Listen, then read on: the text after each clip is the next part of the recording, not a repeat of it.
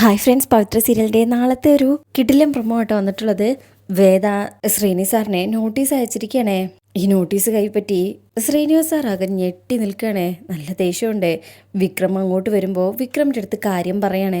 അത് കേൾക്കുന്ന വിക്രം അപ്പം തന്നെ വേദയോട് ചോദിക്കാനായി ചക്രവാണി സാറിൻ്റെ ഓഫീസിലേക്ക് ചെല്ലുകയാണ്. അവിടെ വെച്ച് വിക്രം വേദയെ ഇങ്ങനെ വെയിറ്റ് ചെയ്യണേ. അല്പസമയം കഴിയുമ്പോൾ വേദ വരും. അങ്ങനെ കാര്യങ്ങളൊക്കെ സംസാരിക്കും.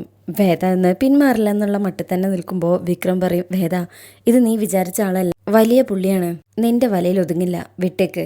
ഇത് കേൾക്കുന്ന വേദ പറയും, വീണ്ടും പഞ്ച് ഡയലോഗാണല്ലോ, എന്നാ ഒന്ന് തിരിച്ചും പിടിച്ചോ. ചൂണ്ടിടുമ്പോ നത്തൂലി തടഞ്ഞിട്ട് എന്താ കാര്യം, തിമിംഗലം തന്നെ കൊത്തണ്ടേ സ്വാമി.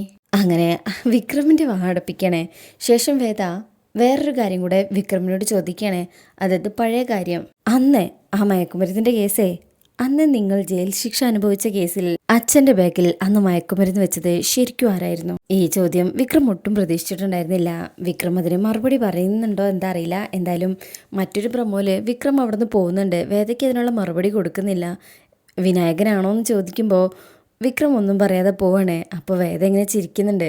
അത് കഴിഞ്ഞ് വിനായകൻ അങ്ങോട്ട് വരുന്നുണ്ട്. അങ്ങനെ വിനായകനെ കൂട്ടി വേദ വേറൊരു സ്ഥലത്തേക്ക് പോവാണ്. അതായത് ദർശന്റെയും അന്ന് ആ കേസ് അന്വേഷിച്ച പോലീസ് ഓഫീസർ എടുത്തും. അങ്ങനെ അങ്ങേരുടെ കയ്യിൽ നിന്ന് 2 തല്ലൊക്കെ കിട്ടുമ്പോൾ വിനായകൻ സത്യം പറയാണ്. അങ്ങനെ വിക്രമിന്റെ നിരപരാധിത്വം അവരെ തെളിയിക്കുന്നുണ്ട്.